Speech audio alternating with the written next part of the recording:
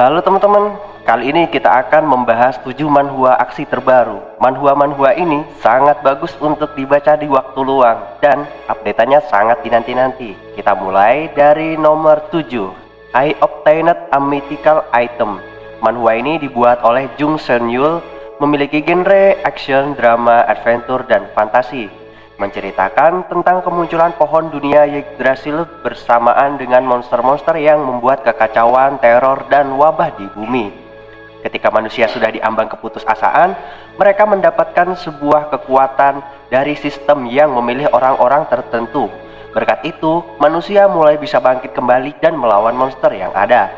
Di bumi yang baru ini, karakter utama kita bernama Min Jae-hyun, memiliki penyesalan di masa lalunya, tapi tiba-tiba saja ia menemukan satu-satunya item tingkat mitik ketika mengikuti raid dungeon. Bagaimana perjalanan selanjutnya? Min Jae-hyun, silahkan baca webkomik yang tersedia. Manhwa ini memberikan art yang cukup indah dan alur yang cukup jelas, terutama di bagian drama tentang pengkhianatan. Oke, kita lanjut ke nomor 6, Superhuman Battlefield. Dibuat oleh Niccolo, memiliki genre action, adventure, fantasy, sports. Manhwa ini mengisahkan munculnya makhluk yang disebut Underworlders. Mereka tiba-tiba menginvasi bumi, hingga membuat manusia mengalami krisis yang parah. Segala senjata dan teknologi yang manusia miliki tidak sebanding dengan mereka. Tapi di ambang kehancuran itu, beberapa orang terpilih mendapat kekuatan sihir yang sama seperti Underworlders, menjadikan mereka superhuman. 7 orang pahlawan yang terpilih berhasil mengakhiri kekejaman Underworlders. Tapi bersamaan dengan itu, mereka kehilangan pemimpin pahlawan yang bernama Seo Mon-yeop. Ia mengorbankan dirinya agar pahlawan lain bisa selamat. Setelah 17 tahun berlalu, di dunia yang damai dan olahraga superhuman futuristik, pahlawan Seo Mon-yeop tiba-tiba muncul kembali, membuat seluruh dunia gempar. Penasaran dengan apa yang ia akan lakukan? Silahkan lanjut baca di webkomik. Oke, kita lanjut ke nomor 5, Overpowered Sword. Dibuat oleh Eldo, memiliki genre action, adventure, fantasy. Bisa kalian tebak dari judul ini kalau ini menceritakan pedang yang terlalu overpower. Leon yang awalnya merupakan orang biasa dan tidak punya apa-apa, memiliki mental dan niat yang lebih kuat dari orang lain. Tapi tingginya tembok antara orang berduit dan orang biasa membuatnya hampir menyerah. Tepat di saat-saat terakhir, Leon menerima sebuah pedang legendaris yang sangat overpower, di mana pedang itu akan merubah kehidupannya. Cerita ini lebih ke arah bocil sih, tapi cukup menarik kok. Dan artnya juga cukup oke, bisalah jadi bahan bacaan saat santuy. Oke, kita lanjut ke nomor 4, Hyperlock. Dibuat oleh Why Not Me Production atau WNMP, memiliki genre action, adventure, drama, dan fantasi. Dari judul aja sudah bisa kita tebak. Karakter utama yang bernama Lee Ki-ho berencana merubah kehidupannya dengan menjual item dalam game VR yang bernama Circuit untuk menghasilkan pundi-pundi won. Tapi ternyata itu tidak semudah seperti yang ia bayangkan.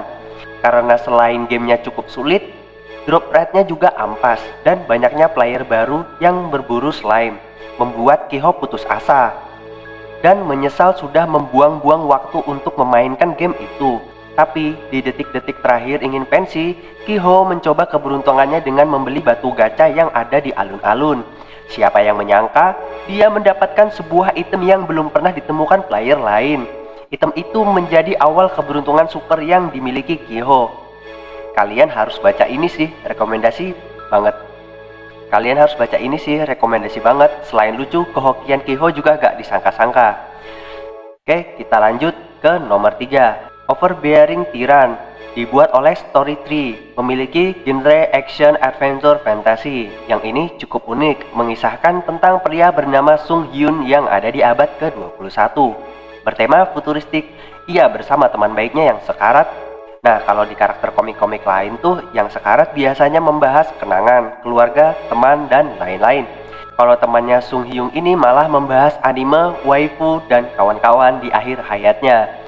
Setelah temannya mati, Sun Hyun mengalahkan bos alien, tapi ia ikut tersedot ke warp yang sempat diaktifkan alien itu. Mengira hidupnya sudah berakhir, Tapi tiba-tiba ia terbangun dalam tubuh bocil sultan di dunia fantasi isekai, pedang dan monster. Karena ceritanya cukup berbeda dan no mainstream, bisalah dimasukin list favorit. Lanjut ke nomor 2. Is This Hero For Real? Dibuat oleh Payung, memiliki genre adventure fantasi isekai. Nah, di tahun 2022 ini manhwa tentang Is This Hero For Real ini cukup terkenal juga, jadi favorit orang untuk dibaca. Oke, ini orang awalnya cuma niat pulang ke rumah, tapi malah dikerjain sama Dewi Sialan. Hanso dan teman sekelasnya tiba-tiba diculik ke isekai, tapi sebelum ke sana mereka diberi kultum singkat oleh Dewi tentang tugas dan peran mereka sebagai pahlawan di isekai. Di saat yang lain senang impian mereka ke isekai terwujud, berbeda dengan Hanso yang meminta untuk dipulangkan ke rumah. Meski Dewi memberitahu jika mereka bisa pulang setelah membunuh Raja Iblis, Hanso ngeyel untuk dipulangkan. Alhasil dia beneran dibukain portal. Taunya sih itu jalan pulang.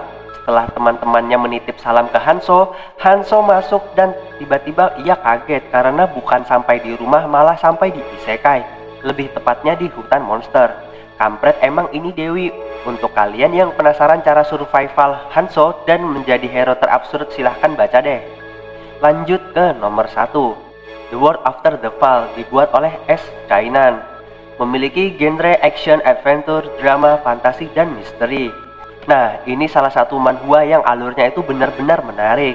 Menceritakan munculnya tower secara tiba-tiba, mengacaukan peradaban bumi, dan tower itu memanggil mereka yang terpilih untuk menyelesaikannya. Setelah melalui pertarungan panjang, mereka menemukan item regression stone yang cukup untuk semua orang.